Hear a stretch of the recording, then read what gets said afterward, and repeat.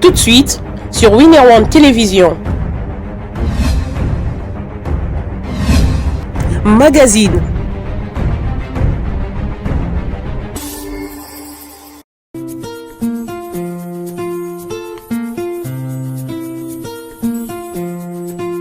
Adia telonge, nabina usabwa munyenge, inyola sibi, lobeni mumusi.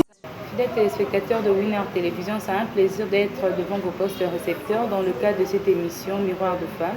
Miroir de Femmes, c'est une émission socio-culturelle qui est toujours là pour faire la promotion de femmes et de femmes qui évoluent dans n'importe quel domaine, que ce soit de femmes journalistes comme moi, de femmes artistes, de femmes peintres, de femmes pasteurs. Et aujourd'hui, dans le cadre de cette émission, nous recevons pour vous maman pasteur Germaine Bouba. Avec elle, nous aurons à parler de sa mission, de ce qu'elle fait, et nous aurons aussi à parler de l'autorisation maritale. Maman, bonjour, comment vous allez? Très bien, merci pour la grâce de Dieu. C'est vraiment un plaisir de vous recevoir dans le cadre de cette émission. Pour toujours entrer dans le bain de l'émission, nous voulons que vous puissiez vous présenter. Oui, je m'appelle pasteur Germaine Bouba. Je suis leader, je suis président des femmes de Christ depuis 1998. Nous sommes un ministère de femmes. Nous coachons les femmes pour que les femmes puissent grandir spirituellement, grandir aussi dans les talents et les dons que Dieu leur a donnés, afin qu'elles puissent vraiment évoluer comme des femmes de Dieu. Et nous sommes à Bandal, avenue Bundi 66, Bandal Chibambou. Et nous nous réunissons le mercredi pour un culte des dames, le lundi et le jeudi pour des intercessions. Nous prions aussi pour la nation, ça fait des années. Nous prions pour les autorités, parce que les femmes mariées étaient une autorité. Et parmi les gens qui ont vraiment détruit le pays, j'étais parmi. Et on nous a donné ce fardeau aussi. Et nous prions 3 jours par mois, jeûne et prière pour la paix dans notre pays, pour les autorités, afin que nous puissions vivre vraiment dans la paix. Voilà. Merci maman pasteur. Pouvez-vous nous raconter un peu la petite histoire? Comment est-ce que vous avez commencé votre mission de pasteur? J'ai commencé en tant que leader, c'est-à-dire quand mon défunt mari s'est converti, parce que moi j'ai connu le Seigneur avant lui, et le Seigneur m'avait dit que ce serait son serviteur. Et quand il s'est converti, il a commencé à témoigner de Dieu, comment il était dans la magie, comment il était dans l'idolâtrie. Et quand les femmes ont entendu, elles sont venues à moi pour me demander comment j'ai fait, comment j'ai pu prier pour qu'ils puissent se convertir. Et on a commencé par 2, 3, 4, et c'est ainsi que le ministère a grandi.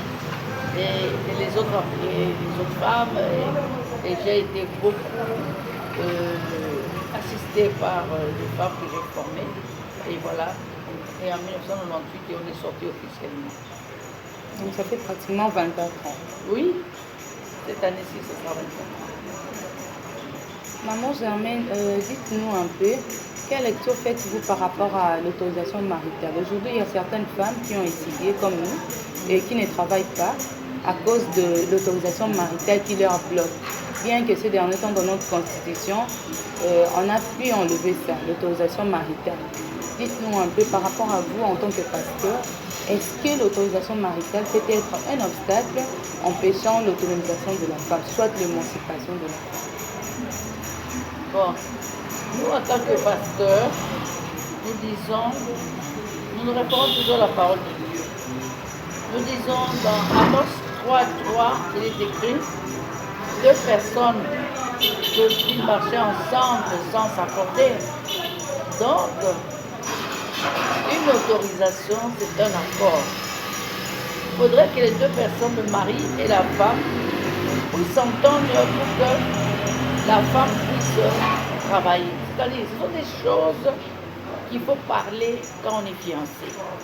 Ce sont des choses à vraiment discuter quand on est fiancé. Il ne faut pas arriver dans le mariage et commencer à interdire la fille en disant tu ne travailles pas. Ce sont des choses qu'il faut se convenir déjà à l'avance. Dit-on je vais t'épouser, tu ne travailles pas. Moi je vais t'épouser, j'aimerais que tu restes à la maison pour que tu sois une femme épouse qui gardera mes enfants, qui éduquera les enfants, qui va entretenir la maison et tout. Ce sont des choses à se convenir avant. Dans la parole de Dieu, on ne dit pas à la femme de se rébeller contre la décision de son homme, de se convenir, de s'entendre. Sinon, ce sera la désobéissance, ce sera l'insoumission. C'est peut-être un style d'insoumission quand une femme se révèle en disant « Moi, je veux absolument travailler, si tu me donnes l'autorisation, je vais travailler. » Non, il faut s'entendre, sinon il y aura trouble dans le ménage.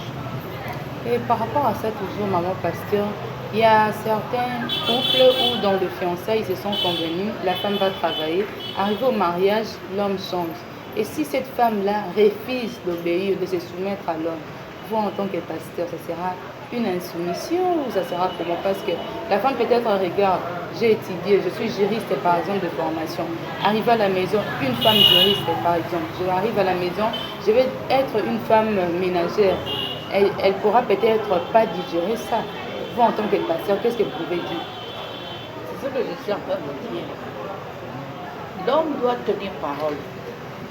Si je te promets de travailler quand tu seras mon épouse, je dois tenir à ma parole. Parce que après le mariage, je change. Pourquoi je changerais?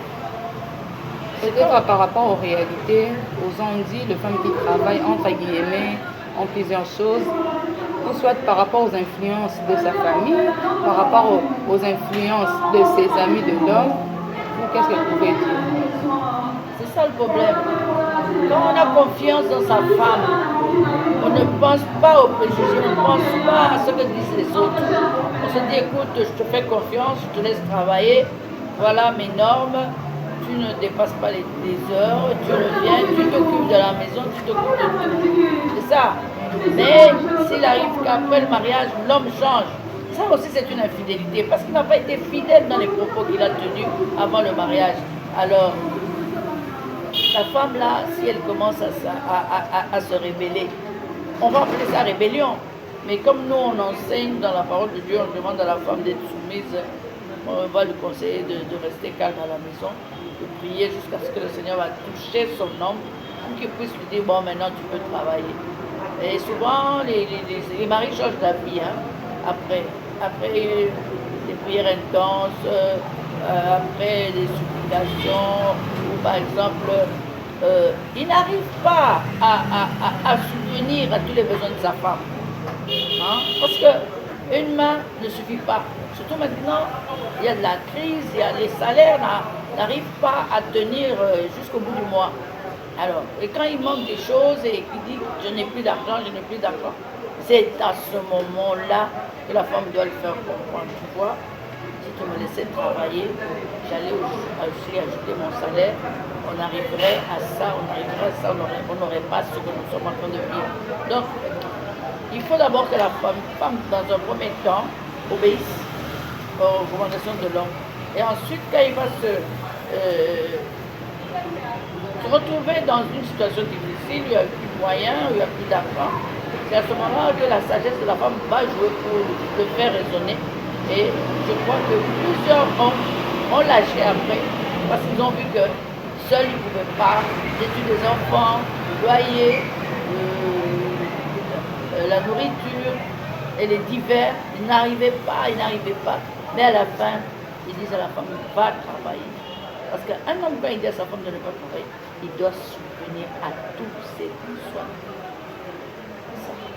Alors, dans ce cadre-là, madame, d'après vous, est-ce que l'homme peut-il aussi devenir l'obstacle pour l'autonomisation, soit de l'émancipation de la femme? Est-ce que si une femme ne travaille pas, comment est-ce que cette femme pourra être autonome? Vous savez, beaucoup d'hommes n'aiment pas à cause de ce que vous avez dit. Parce que beaucoup de femmes, quand elles travaillent, deviennent têtues, elles deviennent insoumises, elles sont menteuses. Et puis on avait réunion, elle n'est pas en réunion, elle est avec ses copines quelque part en train de boire un verre.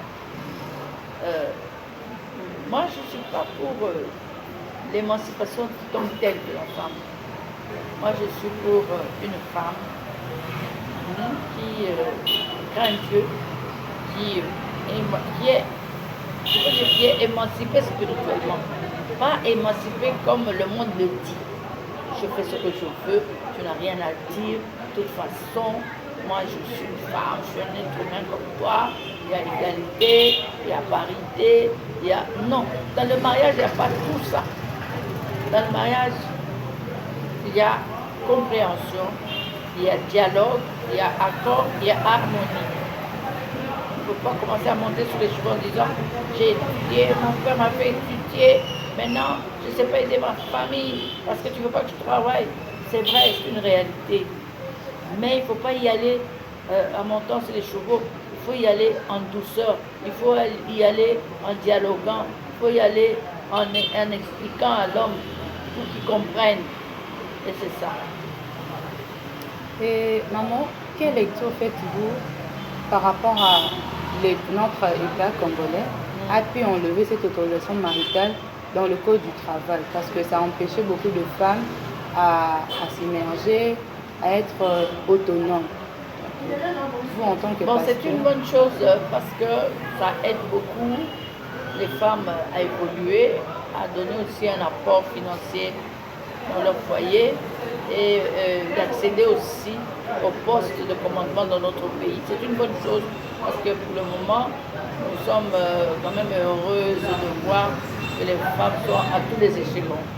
Maintenant, c'est à la femme de se conduire comme il faut, c'est à la femme de se respecter, c'est à la femme de prouver qu'elle est capable de tourner ce qu'elle a pu étudier et de marcher comme il faut parce que nous entendons beaucoup de choses, des promotions canapé, des promotions qui font la honte avec les femmes. Et c'est ça que les hommes aussi déplorent et qui ne veulent pas que les femmes puissent travailler parce qu'il y a trop d'exemples qui ne sont pas bons du tout. Et maman, pasteur, dites-nous un peu, depuis que vous avez commencé votre vie en tant que leader, quelles sont les difficultés que vous avez pu rencontrer du côté professionnel? Professionnel, dans ma profession de pasteur. Oui. Oui, nous avons beaucoup de difficultés aussi parce que, vous savez, la parole de Dieu, elle est spirituelle. C'est une parole qui est donnée, non pas la lire selon les Écritures, mais il faut la lire selon la révélation. Par exemple, beaucoup d'hommes pasteurs n'acceptent pas que les femmes pasteurs existent. Nous sommes contestés. Ils disent non, Jésus-Christ n'a pas consacré une femme. Pourtant, Jésus-Christ était toujours accompagné des femmes. Donc, ils ne veulent pas que la femme puisse faire le sacerdoce comme un homme. Donc, la parole de Dieu est esprit et vie. Et cet esprit et cette vie se trouvent dans tout celui qui a accepté Christ comme Seigneur et Sauveur. Comment exclure la femme? On ne sait pas. Quelles sont les raisons? Paul a dit, mais Paul a dit dans des contextes très variés. S'il a dit ça à Corinthe, il n'a pas dit ça à Éphèse. Vous voyez? Mais les hommes ne veulent pas comprendre. Et surtout les hommes qui n'ont pas vraiment la révélation, qui n'ont pas fait des études bibliques, qui n'ont pas évolué spirituellement. Ce sont ceux-là, des gens qui sont restés dans les coutumes, des gens qui disent la femme ne peut pas s'élever, la femme ne peut pas prendre autorité sur l'homme. Certes, la femme ne peut pas prendre autorité sur son mari, un seul homme. Pas tous les hommes. Parce que maintenant, là, je peux prendre l'autorité sur mes domestiques, ce sont des hommes. Je prends autorité quand je suis directrice dans une entreprise, je prends autorité. Je suis PDG, je suis ministre, je prends autorité. Vous êtes ministre? Oui, je suis ministre de Dieu, je prends autorité. Mais je ne peux pas prendre autorité sur mon mari. Simplement, le seul. C'est l'incompréhension seulement. Donc la première difficulté, c'est ça. Ouais. Les hommes ne vous donnent pas l'accès de bien exercer votre ministère. Voilà. Et quel conseil vous pouvez donner à toutes les femmes qui inspirent à embrasser le ministère de Dieu comme pasteur? Vous, en tant qu'ancien, en tant que doyen. Le problème est celui-ci. Ce n'est pas à nous de vouloir être pasteur. C'est Dieu qui nous élève. C'est Dieu qui nous choisit. Il faut avoir l'appel. Vous savez, moi j'ai lutté pour être pasteur. Je n'ai jamais voulu. J'ai fait des années. Tout le monde me disait, tu as appelé à être pasteur. J'ai dit non, il faut que le Seigneur me convainque moi-même. C'est pourquoi j'ai commencé par être présidente des femmes de Dieu. Et ce n'est qu'après, quand j'étais convaincue, quand le Seigneur m'a dit que ton appel est là, tu dois le faire. Parce que tu ne parles pas seulement aux femmes, tu dois parler aussi aux hommes. Je parle beaucoup sur le mariage. Et un mariage, c'est deux personnes. Je ne vais pas commencer seulement à éduquer la femme sans porter conseil aux hommes. Vous voyez, les femmes, quand elles sont éduquées, elles marchent bien, il y a un couac du côté des hommes. Donc les hommes doivent suivre. Donc mes prédications doivent changer. Ce n'est pas seulement pour la femme seulement, mais pour l'homme aussi, pour qu'il y ait harmonie dans le couple. C'est comme ça que le Seigneur m'a fait voir ça. Et c'est comme ça que j'avais accepté la pastorale et je suis devenue pasteur. Parlez-nous un peu, maman, de vos perspectives d'avenir, vos projets. Et vous nous avez dit depuis ça fait pratiquement 24 ans que vous êtes pasteur. Quels sont vos projets en tant qu'aidorien, en tant qu'ancienne? Nous avons tellement de projets que nous avons beaucoup coaché des familles, beaucoup coaché la jeune fille quand elle est seule, on la prépare dans les fiançailles, on la prépare dans le mariage, on la prépare dans la société, on prépare aussi une vraie intercesseuse, une sentinelle de la nation.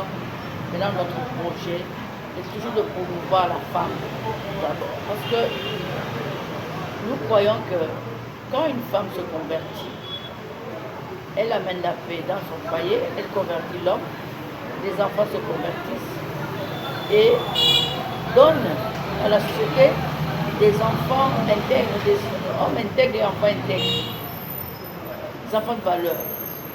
Et nos projets sont que faire une maison de la femme pour lui faire comprendre qu'elle a des talents. Hein? Non seulement elle a un don spirituel, elle a aussi un talent. Donc, mettre en exergue ce que Dieu a mis en elle. C'est-à-dire quoi?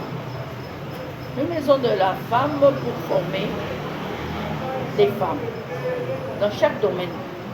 Parce que si, par exemple, un homme ne veut pas que tu travailles en dehors de la maison, tu peux être couturière. Voilà. Une classe de couture. Parce que tout le monde n'a pas d'argent pour aller à l'université, à l'ISAM et tout. Déjà, la couture facile, là, comme font les compagnons de Daniel, comment apprendre la couture, à celles qui ont déjà un don. Nous avons aussi la coiffure. Par exemple, nos tresseuses sont des gens qu'on ignore. Or qu'elles ont des dons dans les doigts pour faire les tresses et tout.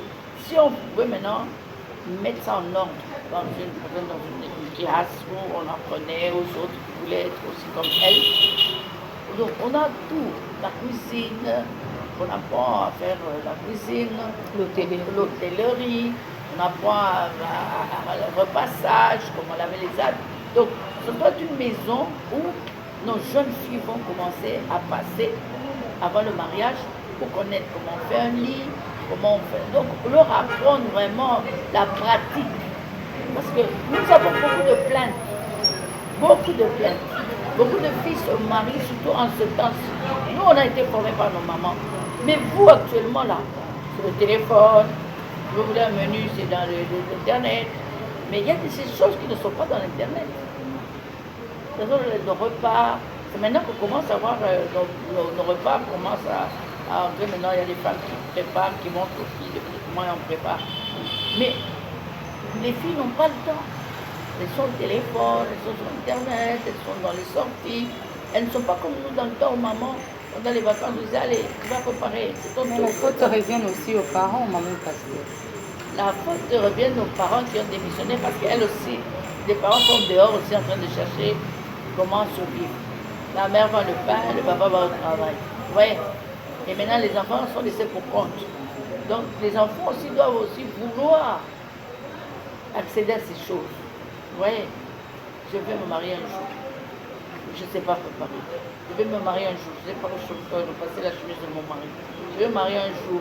Je ne sais pas faire le ménage dans ma maison. Je vais me marier un jour. Je ne sais même pas faire le lit. Je vais me marier un jour. Je ne sais même pas accueillir les gens. Je ne sais pas faire le ménage dans ma maison. Je vais me marier un jour. Je ne sais même pas faire le lit. Je vais me marier un jour. Je ne sais même pas accueillir les gens. Je ne sais même pas faire une table d'invité. Je ne sais même pas mettre une fourchette à droite, un couteau à droite et une fourchette à gauche. Je ne sais même pas présenter dans notre spectacle. Je ne sais même pas m'habiller. C'est bon, s'habiller, elles sont en top parce qu'elles sont à la mode. Je ne sais pas quoi faire, tout, élever les enfants, éduquer les enfants. Donc, il faut leur apprendre tout. C'est ça mon projet. Comme coach et faire un centre pour coacher, surtout les fiancés. Jusque dans l'intimité, jusque dans la sexualité. Parce que surtout la sexualité, c'est un sujet tabou. Nos parents n'arrivent pas à parler aujourd'hui. Les parents actuels, même dans notre temps, ils étaient trop gênés. On confie à des tantes, on confie à des grands-mères. Mais actuellement, d'accord, sur Internet, mais il y a aussi les pratiques, il y a aussi des choses que nous pouvons aider de nos filles. Leur apprendre la politesse, leur apprendre aussi la soumission, c'est tout ce que nous faisons dans le spirituel, maintenant les mettre en pratique. Et ça, c'est ça, notre projet. Et puis on a un projet d'orphelinat, on a un projet de beaucoup de choses, soutenir aussi ceux qui n'ont pas de moyens, par exemple une banque pour les femmes, avec très bas d'intérêt, il y a des crédits que les femmes peuvent obtenir pour se lancer dans une mutuelle, comme une sorte de mutuelle, et pas trop d'exigences. Parce qu'on voit ici d'autres qui existent, mais avoir vraiment des personnes confiantes qui ne vont pas fuir avec l'argent, qui sont capables de rembourser à chaque fois. On a aussi ce projet. Vous n'avez pas un projet d'étendre l'église dans d'autres communes de la ville de Kinshasa? Ben si, nous avons des cellules. Nous en avons déjà. Comme par exemple, nous sommes à Bazalemba, on est à Kindele, on est à Bundu, on est ici à Bandal, on est aussi à Chose, à Mombele. Et on s'étend. On est aussi à Lombashi déjà. Et on continue à s'étendre. Vous n'avez pas une vision politique parce qu'aujourd'hui nous voyons aussi, jadis le pasteur ne met pas la politique, mais aujourd'hui nous voyons deux pasteurs qui viennent intégrer aussi la politique. Vous n'avez pas des ambitions de la politique? Jusque-là, on nous a donné le fardeau du pays. Nous sommes les sentinelles. Nous sommes là, nous avons entendu, on a terminé hier la prière du pays. Chaque mois, nous sommes là 3 jours jeunes. Nous prions pour nos autorités. C'est où je dirais, au lieu d'insulter les autorités, il faut prier pour eux, afin qu'ils puissent changer et puissent entrer dans la destinée du pays, comprendre la vision du pays. Nous prions pour que les calamités comme la guerre qui sévit maintenant à l'Est là, nous prions toujours pour que cela s'apaise et que ça se termine. Nous prions pour que, voilà, c'est ça notre, au lieu d'être dans la politique active, nous sommes dans la politique spirituelle. Il y a ces choses qu'on arrête et que les gens ne savent pas. Ils ne voient pas. Ils ne voient pas. Mais vous, spirituellement, voilà, le Seigneur vous démontre.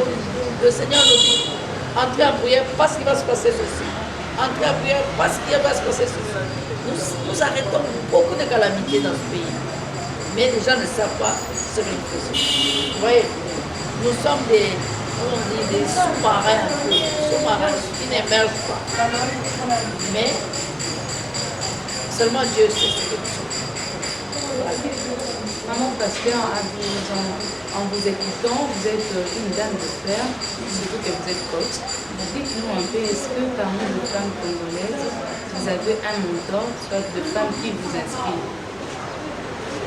Ici au Congo. Oui, spirituellement, il y en a. Politiquement aussi, il y en a. Il y a des femmes qui vraiment. Est-ce que vous pouvez citer quelques-unes? Parce qu'apparemment, vous avez de bons projets, que même de femmes politiciennes n'en ont pas. C'est pas une façon de vous traiter, mais ça nous a vraiment tiqué. Vous avez de bons projets. Bon. Moi, je pouvais parler, je sais pas, d'une femme comme elle est déjà morte, Maman Olangui. Elle a quand même fait des trucs, des écoles, des fondations. C'est un exemple. Je ne sais pas si dans le plan spirituel, il y en a encore d'autres. Il y en a, mais c'est maintenant que je ne sais pas me rappeler. Et dans la politique, Ah, dans la politique, vous savez, j'ai admiré beaucoup les femmes dans le temps qui ont donné vraiment leader. Par exemple, Sophie Kanza, Taï Kanza, qui est une femme de poigne. Et j'admire aussi Nicolas Lyonda, qui était devenu ministre des Affaires étrangères, ministre de l'Information. Des femmes qui étaient à la pointe là et qui sont encore. et de nos jours, quelles sont les femmes dans la politique qui vous inspirent? Maintenant là, tout de suite là, je ne sais pas. Il y a beaucoup, hein, je ne sais pas comment je peux vous dire. Il y a des femmes bien qui travaillent bien, qui font bien leur travail. Elles sont nombreuses. Des noms échappent. Nous sommes presque au terme de notre échange d'aujourd'hui, Maman Pasteur. Quel message vous pouvez dire à toutes les femmes qui nous suivent ou qui nous ont suivis en tant que pasteur?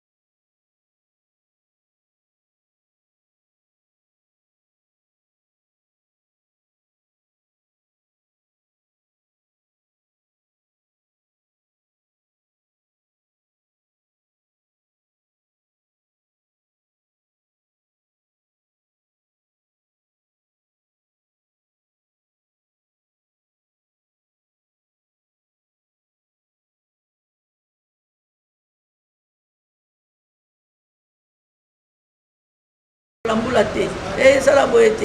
Non, mais pas en interdit à des caca au son caté. Vous voyez? Alors, je vous conseille d'aller Kinanga, Manananga, d'aller Konanga, Tikatan, attends. C'est-à-dire, laisse le temps au temps. Marche avec Dieu. Il te conduira, il te bénira. Nous sommes bénis même dans le Seigneur. Nous sommes bénis. On ne manque de rien. Mais nous nous contentons de ce que nous avons. Nous disons maximum, minimum. Même pas en Zambie, il y a des hauts, il y a des bas. Nous avons toujours, t'as l'exemple, Aglana, Zolokota, Biloko, Zolokota, Tchekolokota, Mbaye. Elle s'est précipitée, c'est ça la vie. Où est la Mamouté, oh, il y a Dubaï, c'est quoi? Poto, c'est quoi? Turquie, c'est quoi? Mais Kende Turquie est propre, Kende Dubaï est propre, Kende Poto est propre.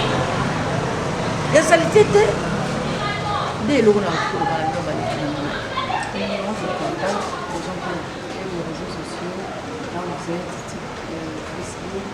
Nazali na numéro d'engrais Nazali 0 99 99 27 114.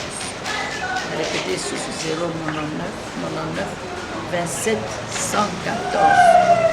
Bon, Nazali na Facebook, Nazali na Instagram, Nazali na WhatsApp, Nazali na Messenger, c'est tout. Vous avez été toujours Maman Germaine Ilunga. On va à la fin de cette émission d'aujourd'hui. Qui a réussi pour vous Maman Germaine Ilunga, femme pasteur, coach.